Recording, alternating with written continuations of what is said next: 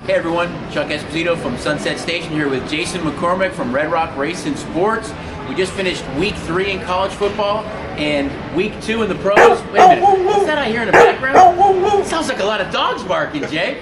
What was with this weekend? Well, we're not talking about basset hounds or huskies, even bulldogs. We're talking about underdogs. Underdog is the common term when we talk about a team that's getting points or not favored to win the game. That would be the opposite of the term for a favorite. And underdogs were absolutely incredible this week in college football. I'm going to go to my graphics department. I'm going to show you the key underdogs. Temple plus 15 beats Maryland outright. A $100 bet would have won you $525. Troy plus 11 beats Nebraska outright. A $100 bet would have won you $350. BYU plus 22 points beats Wisconsin outright at Wisconsin. A $100 bet would have won you $1,100.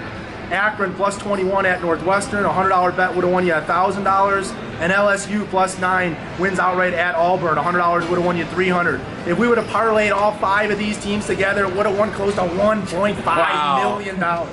So, big upsets. Underdogs are out there. Don't be afraid to bet the underdogs. It was a great week for the books. The public did not do very well. Maybe take a look and try and look for those underdogs. Now, Chucky, we had some underdogs in the pros as well. It wasn't just the pros, but there was a big fight Saturday night, and Canelo Alvarez was the underdog. So it was an underdog week, and I think you look at the pros this week, and favorites against the number were 4-11. Underdogs went 11-4 with 7 straight-up winners. Some of those big winners were the defending Super Bowl champs. Eagles went down. The Patriots went down. The Pittsburgh Steelers went down. All those teams went down this week. So as Jay mentioned, not only in college, but we had fight and pro football, all underdogs this weekend. But that brings us to week 4 in college football right now and week 3 in the pros. So what do you think about week 4 this week, Jay? Well, from a college football standpoint, I'm looking again to the highlight game, the evening game. We've got Stanford traveling to Oregon. This game is going to be close to a pick'em game.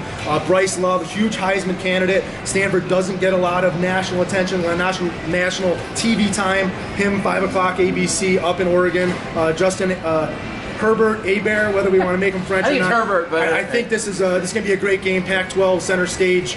Looking forward to Saturday night. Yeah, I think you look at college too. I look at that big Texas showdown between Texas and TCU. TCU was in that game against Ohio State, played well, only lost 40-28, and again, an underdog who covered in that big game. On the flip side, Texas just dismantled USC. They were down 14-3, run away with that game. So I think that's a big game as well. That's kind of flipped favorites now, where Texas opened the favorite, now TCU's the favorite. But going to the pros this week, there's some big games in week 3 of pro football as well. Well, I'm just wondering if we should put up a prop this week on will there be a tie in pro football this week. Hasn't happened twice since 1971. 2 ties, and field goal kickers have had a lot to do with it. Awful field goal kicking resulting in the Browns and Steelers in week 1, and again we see the Vikings and Packers both miss field goals in their time. We almost had a third game go to overtime if the Browns could make a field goal.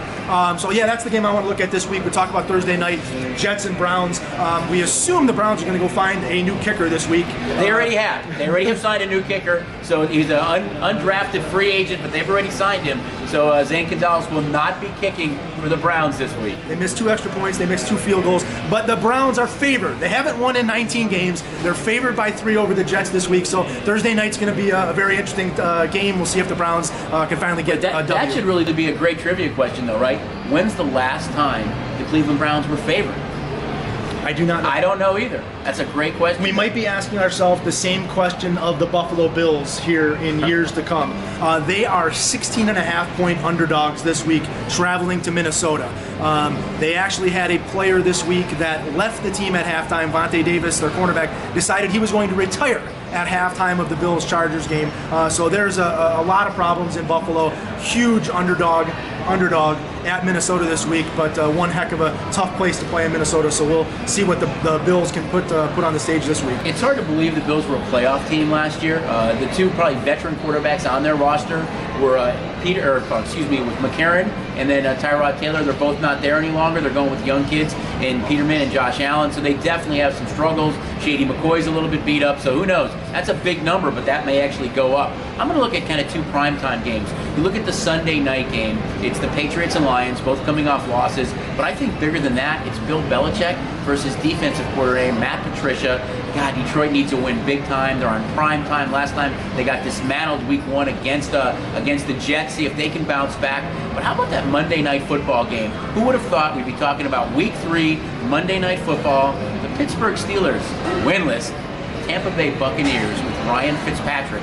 Ryan Fitzpatrick, 2-0 with an offense that's putting up a ton of points. They look fantastic right now. If you want to believe the Ryan Fitzpatrick magic, you can, because that offense has been electric. They're a small underdog at home. Who knows? You might see that line start to tickle down just a little bit, and that game could go off pick, or maybe Tampa a small favorite. But heading into this week, we also have some great promotions as well. Well, we have beverage specials. The books have been absolutely packed over the weekends, Saturday and Sunday. Atmosphere is absolutely fantastic, and those beverage specials have a lot to do with it. The buckets of beer, win prizes. We've got ATVs, jet skis that you can win at all the different properties. So not only do you get to enjoy the games, you got great beverage specials and a chance to win some prizes. And I think, the last thing I'll leave you guys with is that with all the underdogs and all the upsets, you have to wonder how many people are still alive in both the pro and college last man standing.